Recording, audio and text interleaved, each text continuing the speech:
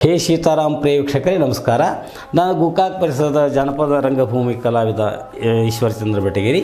ನಾನು ಸಂಪಾದನೆ ಮಾಡಿರುವಂಥ ಈ ಗಂಗಾ ಪ್ರಹಸನ ಅರ್ಥಾತ್ ಸಂಗ್ಯಾಬಾಳ್ಯ ಅರ್ಥಾತ್ ಮಿತ್ರದ್ರೋಹಿ ಅನ್ನುವಂಥ ಈ ಒಂದು ಸಣ್ಣ ಆಟವನ್ನು ವಾಚನ ಮಾಡ್ತಾ ಬಂದಿದ್ದೀನಿ.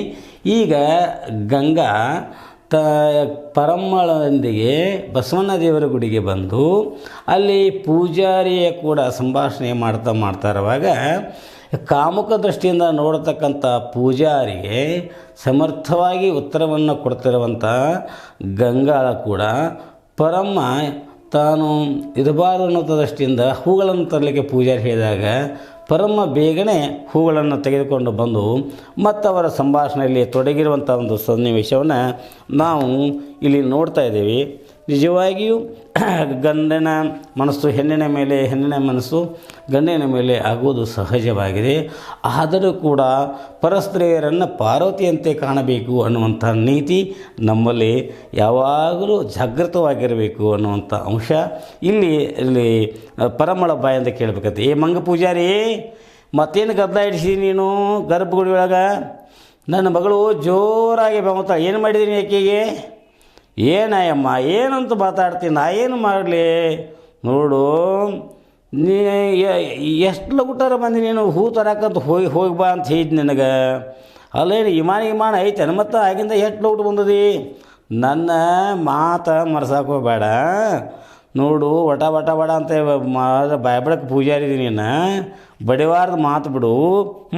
ತಂದನೆ ಇಲ್ಲಿ ಹೂ. ನೋಡು, ಬಸವಣ್ಣ ದೇವರಿಗೆ ಎರ್ಸಾಕ ಹೂ ತಂದನಿ. ತಗೋ ಇವನ್ನ.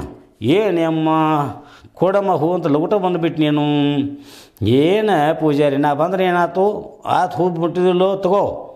ನೋಡಮ್ಮ, ನೀನು ಹೂ ತಂದು ಚಲೋ ಆಯಿತು, ಬೇಗನೆ ಬಂದುಬಿಟ್ಟೆಮ್ಮ, ಭಾಳ ಚಲೋ. ಹೌದೇವ, ಮತ್ತು ಆಗಿಂದಾಗ ತೊಗೊಂಡು ಬಂದುಬಿಟ್ಟು ನಾನು. ನೋಡಮ್ಮ, ಹೂ ಪೂಜಾರಿ ದೇವ್ರಿಗೆ ಏರಿಸಿ ತಾನ ಕಿವ್ಯಾಗ ಇಟ್ಕೊಂಡು ನೋಡಲ್ಲೇ. ಅದು ಹಂಗೆ ಬಿಡಯ್ಯವ, ಅದೇನು ನಾವು ದೇವ್ರಿಗೆ ಅಂತ ಕೊಡ್ತೇವೆ, ಏನೇನಾರ ಮಾಡ್ತೈತಿ. ಎಬಡೈತಿದು ಪೂಜಾರಿ.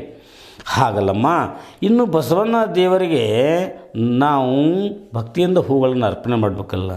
ಹಾಗೆ ತಿಳ್ಕೊಬೇಡ ಗಂಗವ್ವ, ನಾನು ಏರಿಸ್ಕೊಂಡ್ರೆ ಬಸವಣ್ಣ ಏರಿಸ್ಕೊಂಡಂಗೆ ಆಗಲಿ ಬಿಡಮ್ಮ. ಆತು ಬಿಡಮ್ಮ, ಬಸವಣ್ಣ ದೇವರಿಗೆ ಈ ನೈವೇದ್ಯ ಕೊಟ್ಟು ಬಿಡಮ್ಮ. ತಗೋರಮ್ಮ, ಈ ಎಡಿ ತಗೋರಮ್ಮ, ತಗೋ ಇಲ್ಲಿ. ಪೂಜಾರಿ ತಗೋ, ದೇವರಿಗೆ ನೈವೇದ್ಯ ತಂದು ಎಡಿ ಮಾಡಿ ಮೊದಲು ತಾರಯಮ್ಮ.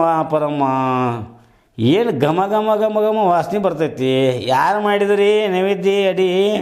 ನನಗೂ ಹಸುವಾಗೈತಿ, ಮೊದಲು ನಾನು ತೆತ್ತೀನಿ, ತಗೋ. ಏನು ಪೂಜಾರಿ ನೀನು? ನಾವು ದೇವ್ರಿಗೆ ಅಂತ ನಿನ್ನ ಕೈಯಾಗ ನೈವೇದ್ಯ ಮಾಡಿ ತಂದು ಕೊಟ್ರೆ ಅದನ್ನು ನೀ ತಿಂತಿಲ್ಲ. ದೇವ್ರಿಗೆ ಮೊದಲು ಇದನ್ನು ಮಾಡಿ ನಡಿಬೇಡ. ಅಪ್ಪರಮ್ಮ, ಬಿಡಬೇಡಮ್ಮ. ಯಾಕಂತಂದರೆ ಹಸದ ಹೊಟ್ಟೆ ಏನಂತಂದರೆ ಅದು ದೇವರ ಸಮಾನನ. ಯಾರು ತಿಂದ್ರೆ ಏನು, ಆ ದೇವರಿಗೆ ಅರ್ಪಣೆ ಮಾಡಿ ಪೂಜಾರಿ ತಿಂತಾನ ಅಂದ್ಕೊಳ್ಳೆ ತಿಂದ್ರೆ ಅದು ತಪ್ಪಲ್ಲಿ ತಿನ್ನಲಿ ಬಿಡುವ. ಇವ ಹಸದೈತಿ ಕಾಣ್ತೈತೆ, ಅವ ತಿಂದರೂ ಬಸವಣ್ಣ ದೇವ್ರು ತಿಂದಂಗೆ ತಿಳ್ಕೊಂಬಿಡು ನಾವು. ಹೌದಮ್ಮ, ನೋಡು, ಹಸಿದ ಹೊಟ್ಟೆಗೆ ಅನ್ನ ನೀಡೋದೂ ಧರ್ಮದ. ಅವನು ಹೇಗೆ ಇರೋವಲ್ಯಾಕ, ಅವನು ಎಷ್ಟೇ ಆದರೂ ಬಸವಣ್ಣ ದೇವರ ಪೂಜಾರಿ ಅಂದಾಗಲೇ ಅವನು ಊಟ ಮಾಡಲಿ, ಅದು ದೇವ್ರಿಗೆ ಮುಟ್ಟಿದಂಗೆ ಆಯಿತು. ಯವ್ವ, ನನ್ನದು ಎಂಥ ದೊಡ್ಡ ಮನಸ್ಸು.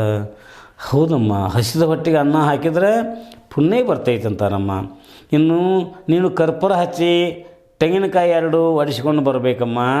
ನಾ ಇಲ್ಲೇ ಇರ್ತೀನಿ. ತೆಂಗಿನಕಾಯಿ ಒಡ್ಸೋಕೆ ನಾನು ಹೋಗಲಿ, ಕರ್ಪೂರನ ಅಲ್ಲಿ ಹೊರಗೆ ಹಚ್ಚೋನು. ಹೌದಮ್ಮ, ಹೊರಗಡೆ ಏನು ಮಾಡಿದಾರಲ್ಲ ಅಲ್ಲಿ ನೋಡು, ಕರ್ಪೂರ ಹಚ್ಚೋ ಸಲುವಾಗಿ ಇದು ಮಾಡಿದ್ದಾರೆ. ಅದೇ ಜಾಗದ ಕರ್ಪೂರ ಹಚ್ಚಬೇಕು, ಅಲ್ಲೇ ಮುಂದೆ ತೆಂಗಿನಕಾಯಿ 2 ಒಡಿಸ್ಕೊಂಡು ಬಾರಮ್ಮ. ಆಗಲಿವ. ಹೌದು ಪರಮ್ಮ, ಹೋಗಿ ಬಾ, ಊಟ ಬರೋಕೆ ಹೋಗಬೇಡ. ಅಲ್ಲ, ಕೆಲಸ ಮುಗ್ಕಲ್ಲ, ಅಲ್ಲೇ ನನ್ನ ಕೆಲಸ ಬರತ್ತೇನೆ, ಸಮಾಧಾನಲೇ ಬಾ, ಅದಕ್ಕೇನಾಗತ್ತೈತಿ, ಇಲ್ಲಿ ಇರ್ತಾಳವ್ರ. ಆಗಲೇವ. ನೋಡು ಪೂಜಾರಿ, 2 ಕಾಯಿನ ಒಡೆದು ಕೊಡಕ್ಕೆ ಹೇಳ್ತಾನೆ. ಕಾಯಿ ಹೊಡ್ಯಾಕೆ ಅಲ್ಲಿ ಯಾಕೆ ನಾನಾ ಹುಷಾರಂತೂ ನಾನು ಹೊಡಿತೀನಿ. ಎಷ್ಟು 2 ಕಾಯಿ ಅದಲ್ಲೋ ತರಿಲಿ ಒಡೆದು ಕೊಡ್ತಾನೆ ನಾನು.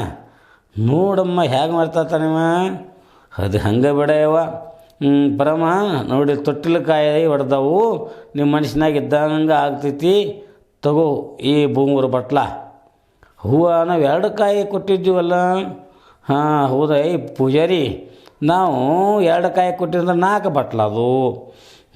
ಅಮ್ಮ ಪರಮ, ನಾವು ದೇವ್ರಿಗೆ ಬಂದದ್ದು ಚಲೋ ಆಯ್ತು ಬಿಡಮ್ಮ. ದೇವರಿಗೆ ತೊಟ್ಲೆಕಾಯಿನ ಹೊಡೆದಾರ ನೋಡುವ, ನನ್ನ ಮನಸ್ಸಿಗೂ ಸಮಾಧಾನ ಆಯ್ತು ನೋಡಿ ಪರಮ್ಮ. ಹೌದಲ್ಲ ಇವ, ಹೆಣ್ಮಕ್ಳಿಗೆ ನೋಡಿ ಎಷ್ಟೇ ಆದರೂ ಹೊಟ್ಟೆಲೇ ಆಗಬೇಕು, ಹೊಟ್ಟೆಲಿ ಮಕ್ಕಳು ಹುಟ್ಟಬೇಕು ಅಂತ ಆಸೆ ಇರ್ತೈತೆ. ಅದಕ್ಕಾಗಿ ನಿನಗೂ ಸಮಾಧಾನ ಆಯ್ತು, ನನಗೂ ನೋಡುವ ಹೊಟ್ಟೆ ತುಂಬ್ದಂಗೆ ಆಯ್ತು. ಆದರೆ ಈ ಪೂಜಾರಿ ನಮಗೆ 3 ಬಟ್ಲ ಕೊಟ್ಟು ನೋಡ್ಯವ. ನಾವು 2 ಕಾಯಿ ಒಡಿಸಿದ್ದೀವಲ್ಲೋ, ಹೌದು. 4 ಬಟ್ಲು ಬರಬೇಕಲ್ಲೋ, ಹೌದು. ಹಂಗಾರೆ ಕೇಳಮ್ಮ ಆ ಪೂಜಾರಿನ ಏನಂತಾನು. ಹೌದು ತಡಿಯವ, ಈ ಪೂಜಾರಿ ಏನಾದ್ರೂ ಒಂದು ಕಿತ್ತಾಬಜ್ಜಿ ಇರ್ತೈತಿ. ಮತ್ತು ಅಷ್ಟು ಸೂತ್ರ ಇಲ್ಲ. ಏ ಮಂಗೆ ಪೂಜಾರಿ, ಯಾಕ ಪರಮ ಏನಂತೀನಿ, ಅಲ್ಲ ಗುಡಿಯಾಗ ಕೂತ್ಕೊಂಡು ಭಕ್ತರಿಗೆ ನೀನು ಹಿಂಗೆ ಮೋಸ ಮಾಡೋದ? ಏನ ಪರಮ್ಮ, ನಾ ಏನು ಮೋಸ ಮಾಡಿದನು? ಮತ್ತು ನಾವು 2 ಕಾಯಿ ಹೊಡ್ಯಾಕೆ ಕೊಟ್ಟಿದ್ದೀವಲ್ಲೋ, ಕೊಟ್ಟಿದ್ರಿ. ಮತ್ತು ನಮಗೆ 4 ಬಟ್ಲು ಬರಬೇಕಲ್ಲೋ, ಹೌದು ಬರಬೇಕು. ನೀ 3 ಬಟ್ಲ ಯಾಕೆ ಕೊಟ್ಟರಿ? ಹೆಂಗೆ ನೋಡು ಪರಮ್ಮ, ನಾವು ಅಡವಾರದಾಗ ದೇವರಿಗೆ ಯಾರಾದರೂ ಭಕ್ತರು ಬಂದ್ರೆ ಬಂಡಿ ಕಾಯಿ ತುಂಬ ತಂದರೂ ಹಂಗನ ಹೊಡೆದು ಕೊಡ್ತು. ಹೌದು, ಅಡವಾರದಾಗ ಬಂದ್ರಾಗ ಎಷ್ಟು ಅವ್ರು ಬಂಡಿ ತುಂಬ ತಂದರೂ ಸಹಿತ ಎಲ್ಲ ಹಂಗೆ ಕೊಡ್ತೀವಿ, ರೊಕ್ಕ ಗಿಕ್ಕ ಏನು ತಗೋದಿಲ್ಲ. ಹೌದು, ಈಗ ಜಾತ್ರೆ ನಡೆಯೈತಿ, ಇಂಥ ಜಾತ್ರೆಯಾಗ ಬಂದ್ರೆ ಒಂದು ದುಡ್ಡು ತೊಗೊಂಡು ಕಾಯಿ ಹೊಡೆದು ಕೊಡ್ತೇವೆ, ಇಲ್ಲಾದ್ರೆ ಒಂದು ಬಟ್ಲ ಇಟ್ಕೋತೀವಿ ನೋಡು. ಅದ್ರಾಗ ಏನೈತಿ, ನಮಗೂ ಹೊಟ್ಟಿಗೆ ಬೇಡನ. ಕರೆ ಬಿಡ ಪೂಜಾರಿ, ನಿಮ್ಮದು ಬರೋಬ್ರಿ. ಪೂಜಾರಿ ಆದರೆ ಏನಂತ, ನಿಮಗೂ ಹೊಟ್ಟಿಗೆ ಬೇಕಲ್ಲ. ಆತು ಬಿಡಪ್ಪ ಪೂಜಾರಿ, ನನಗೂ ಗೊತ್ತಿರಲಿಲ್ಲ ಬಿಡಪ್ಪ. ನಮ್ಮವ್ವ ಗಂಗವ್ವ ಕೇಳಿದಳ, ಅದಕ್ಕೆ ಕೇಳಿ. ಅಯ್ಯ ನನ್ನ ಮಗಳ ಗಂಗವ್ವ, ಏನಾಯ್ತು ಪರಮ್ಮ, ನಾವು ಅಡವಾರದಾಗ ಬಸವನ ದೇವ್ರಿಗೆ ಬಂದರೆ ನಾವು ಬಂಡಿ ತುಂಬ ಆ ಕಾಯಿ ತಂದರು ಹಂಗೆ ಹೊಡ್ಕೊಡ್ತಾರತ್ತಮ್ಮ, ಮತ್ತು ಅನ್ನ ತಂದರು ಹಂಗೆ ಮಾಡಿಕೊಡ್ತಾರತ್ತ. ಆದ್ರೆ ಈ ಜಾತ್ರೆಗೆ ಅದಲ್ದಾಗ ಬಂದೀವಿ ಅಂದ ಕೂಡಲೇ ಒಂದು ದುಡ್ಡಾರು ತೊಗೋತಾರಂತ, ಇಲ್ಲಾಂದ್ರೆ ಒಂದು ತೆಂಗಿನಕಾಯಿ ಬಟ್ಲ ತೊಗೋತಾರಂತ ನೋಡುವ. ಹಿಂಗೇನು ಪರಮ್ಮ, ಆಗಲಿ ಬಿಡಮ್ಮ. ಹಿಂಗೆ ಮಾಡು, ನಮಗೆ 4 ಬಟ್ಲು ಬೇಕಂದ್ರೆ ಸಮ ಆಗ್ತವೆ. ನೀನು ಹತ್ತಲೇ ಒಂದು ದುಡ್ಡು ಇದ್ದರೆ ಅದನ್ನು ಪೂಜಾರಿ ಕೊಟ್ಟು ಬಿಡಮ್ಮ, ನಿನಗೆ ಆಮೇಲೆ ನಾ ಕೊಡ್ತೀನಿ. ಕೊಬ್ಬರಿ ಬಟ್ಲ ಇಸ್ಕೊಂಡು ಬಿಟ್ಬಿಡಮ್ಮ, ಅಂದ್ರೆ 3 ಒಯ್ದು ಬೇಡ ಹಿಂಗಂತೇವ. ಅದಕ್ಕೆ ನೀನು ಸಂಶಯ ತಿಳ್ಕೊಬೇಡವ, ಯಾಕಂದ್ರೆ 3 ಅಂದ್ರೆ ಭಾಳ ಮಹತ್ವದಂತಾರೆ. ನೋಡು, ಆಡಿದ್ರೆ 3 ಮಾತು, ಹುಡಿದ್ರೆ 3 ಗುರಿ ಅಂತಾರು. ಅದೇನೇ ಇರಲಿ ಪರಮ್ಮ, ನಾವು ಹೆಣ್ಮಕ್ಳು ಅದು ನೋಡು, ದೊಡ್ಡ ಮಣ್ತಂದ ಹೆಣ್ಮಕ್ಳವಿ. ನಮ್ಮ ಹಿರಿಯ ಏನು ಹೇಳ್ಯಾರು ನೋಡು, ದೇವರಿಗೆ ಹೋಗಿ ಕಾಯಿ ಕಪ್ರ ಮಾಡಿಕೊಂಡು ಬಾ, ನೈವೇದ್ಯ ಕೊಟ್ಟು ಬಾ, ಗಂಡ ಮಗನ ಬಿಡ್ಕೊಂಡು ಬಾ ಅಂತಂದಾರ. ಅನ್ಕೊಳ್ಳಿ ಬೆಸಾಯಕ್ಕೆ ಹೋಗಿದ್ದಮ್ಮ, ಸಮಾನನ ಇರಲಿ, 4 ಬಟ್ಲನ್ನು ತೊಗೊಂಡು ಹೋಗೋನು. ನಿನ್ನ ಕೈಯಾಗ ಒಂದು ದುಡ್ಡಿದ್ರೆ ನೋಡಿ ಕೊಟ್ಬಿಡು. ಆಗಲಿ ವಾ. ಏ ಪೂಜಾರಿ, ನನ್ನ ಕೈ ಒಂದು ಇದು ದುಡ್ಡು ಅದು ತಗೋಯ್ದು. ನಮ್ಮ ಗಂಗವ್ವ ಕೊಬ್ಬರಿ ಬಟ್ಲ ಕೊಟ್ಟು ಬಿಡಾಕಿಗೆ, ಯಾಕಂದ್ರೆ ಸಮ ಹೋಗ್ಬೇಕಂತ ಆಸೆ ಐತಿಕಿಗೆ.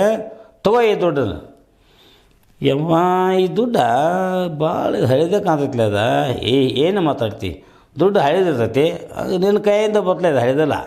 ಅವ್ರಿವ್ರ ಕೈ ಆಸೆಗೆ ಸಾಸಿಗೆ ಕಲ್ಲಾಗೈತೆ ಅಂದು ಇದನ್ನು ನಡೀದಿಲ್ಲ. ತಗೋತೀವೋ ಏನು ಹೊರಗೆ ಹೋಗಿ.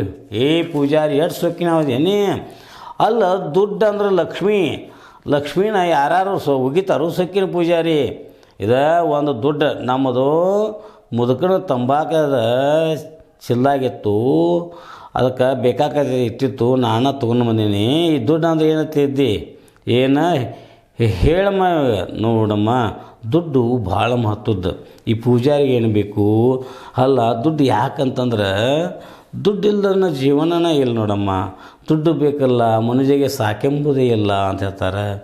ಬದುಕಿನ ಬವಣೆಗೆ ಬೇಕು ನಿಡ್ಡು, ಬಂಗಾರ ಅಂದ್ರೆ ಬೇಕು ದುಡ್ಡು, ಬಟ್ಟೆ ಬರೆಯ ಕೊಳ್ಳಾಕ ದುಡ್ಡು, ಬರಗಾಲ ಪರಿಹಾರವಾಗಿ ದುಡ್ಡು ಥರ.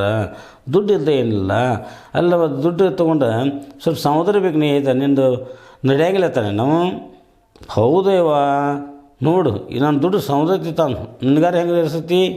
ಇರ್ಲಿ ಬಿಡಮ್ಮ ಅಂದ್ರೆ ಅವಾಗ ನಿನ್ನದು ಹೊಸ ದುಡ್ಡು ಬೇಕಾಗೈತೆ ನೋಡವ. ಅವಾಗ ಏನಂತೀ ಹೂವ, ಏನು ಮಾತಾಡ್ತೀಯಪ್ಪಮ್ಮ ಏನು ಅಲ್ಲ. ನಂದು ನಿಂದು ಅನ್ನುವಂಥ ಏನು ಭೇದ. ಹೌದಮ್ಮ, 4 ಕೊಟ್ರೆ ಇದು ಸಮುದ್ರ ತಿಂತಾನ, ಅದ ನಿನ್ನ ನೋಡ್ಯಾನ ನೋಡು. ಏನು ಪರಮ್ಮ ಏನು ಮಾತಾಡ್ತಿ? ಹಂಗಲ್ಲ ಯವ್ವ, ಮತ್ತು ದುಡ್ಡಿನಾಗ ನೋಡು, ನಂದು ದುಡ್ಡಾದರೆ ನಿನ್ನ ದುಡ್ಡು ಎಲ್ಲ ಒಂದ ಹೌದಲು? ಹೌದು. ಅದನ್ನ ಬಿಟ್ಟು ಮತ್ತು ಪೂಜಾರಿ ನಿಂದು ದುಡ್ಡು ಸಮದತಿ ಅವು ಕೊಡಿಸಂತಂದ್ರೆ ನಿಂದು ಹೊಸಾದು ನೋಡಿದ ನಾವು. ಏನು ಮಾತಾಡ್ತೀಯ ಪರಮ್ಮ? ಹಾಗಾದ್ರೆ ಪರಮ್ಮ, ನನ್ನ ಕಡೆ ಈ ಹೊಸ ದುಡ್ಡು ಐತಿ, ಇಲ್ತಿದ್ದೀನಿ. ಇದನ್ನು ಪೂಜಾರಿಗೆ ಕೊಟ್ಟು ನಮ್ಮ ಕೊಬ್ಬರಿ ಬಟ್ಲ ಇಸ್ಕೊಂಡು ಬಾರಮ್ಮ ಹೋಗೋಣ ಬೇಗ. ಹಿಂಗೈತಮ್ಮ. ಅಲ್ಲ, ಹೊಸ ದುಡ್ಡು ಹಳೆ ದುಡ್ಡು ನೋಡಿ ಎಷ್ಟು ಕಣ್ಣು ಇಟ್ಟದ ನಾವು. ಅಲ್ಲ, ಈಗ ನೋಡೋನು ನಿನ್ನ ಹೆಸರು ಬಿಡಲಿ, ನನ್ನ ಹೆಸರು ಹೇಳ್ತಾನೆ. ಪೂಜಾರಿ, ನನ್ನ ಕಡೆ ಇನ್ನೊಂದು ಹೊಸ ದುಡ್ಡು ಐತಿ ನೋಡು, ಇದು ತೊಗೋತೀನಿ ತಗೋ. ನಿನ್ನ ಕೈಯಿಂದ ತೊಗೋದಿಲ್ಲ ಪರಮಾಣ.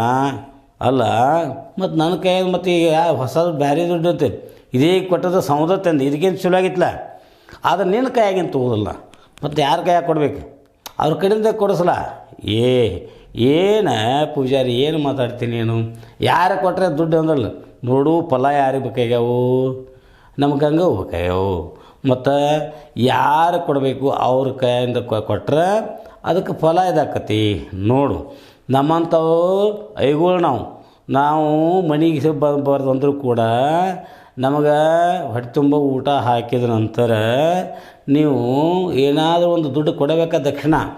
ದಕ್ಷಿಣ ಯಾಕೆ ಕೊಡಬೇಕಂತಂದ್ರೆ, ನೀವು ಎಷ್ಟೆಲ್ಲ ಬಂದಿದ್ದೀರಿ ಮನೆಯಿಂದ ಮಡಿಗಲೇ ಚಂದ ಸೀರೆ ಉಟ್ಕೊಂಡು, ಕುಫ್ಸ ಹಾಕ್ಕೊಂಡು, ಅಲಂಕಾರ ಮಾಡಿಕೊಂಡು, ಬಂಗಾರ ಆಭರಣ ಹಾಕ್ಕೊಂಡು ಲಕ್ಷ್ಮಿ ಕಣ್ಣಂಗೆ ಕಾಣ್ತಾಳೆ ಗಂಗಾ. ಮತ್ತು ಆಕೆಗೆ ಫಲ ಬೇಕಾಗ್ಯಾವು. ಅದಕ್ಕೆ ಆಕೆಗಂದು ಹೇಳ್ದಂಗೆ ಆಕಿ ನೋಡು, ಬಸವಣ್ಣ ದೇವರು ಅವ್ರ ಮನೆ ದೇವರು ಅಂದ್ಕೂಲೆ ಇಲ್ಲಿ ಬಂದದ ನಿನ್ನ ಕರ್ಕೊಂಡು. ಮತ್ತು ನೀವು ಬಂದ ಅನುಕೂಲೆ ನಿಮ್ಮನ್ನು ನಾ ಒಳಗೆ ಗರ್ಭಗುಡಿಯಾಗ ಕರ್ಕೊಂಡು ನಿಮ್ಗೆ ಏನೆಲ್ಲ ಏನು ಮಾಡಿಸಿ ನಿಮ್ಮ ಕೈಯಿಂದನ ಎಲ್ಲ ಪೂಜೆ ಮಾಡಿಸೀನಿ. ಹೌದಲ್ಲೋ? ಹೌದು ಬಿಡಣ್ಣ. ನಾ ಪೂಜಾರಿ ನಿಮ್ಮ ಹಿಡಿದು ಕರೆಯೋದ. ನಾವು ಬಂದು ಕೂಡಲೇ ಒಳಗೆ ಕರೆದು ಮತ್ತು ನಮ್ಮ ಗಂಗವನ್ನು ಕರ್ಕೊಂಡು ಕೂಡಲೇ ನಿನಗೆ ಮೈ ಮೇಲೆ ಒಂದು ನಮೂನಿನ ಆಗಾಕ ದೇವ್ರು ಬಂದಂಗೆ ಆಯಿತು. ಆಗ ನಮ್ಮ ತಂದಂಥ ಬಸವಣ್ಣನ ಸೇವೆ ಮಾಡೋಕ್ಕೆ ಬಂದು ನಮ್ಮನ್ನು ಕರೆದ ನಮ್ಮ ಗಂಗವ್ವ ತನ್ನ ಮುತ್ತಿನ ಸೆರಗಿನಿಂದನ ಬಸವಣ್ಣನ ಗರ್ಭಗುಡಿ ಸ್ವಚ್ಛ ಮಾಡಿದಾಳೆ. ಅಷ್ಟೇ ಅಲ್ದ ಆಕೆ ನೀನು ಹೇಳಿದಂಗನ ಬಸವಣ್ಣನ ಮೈ ತೊಳೆದಾಳೆ.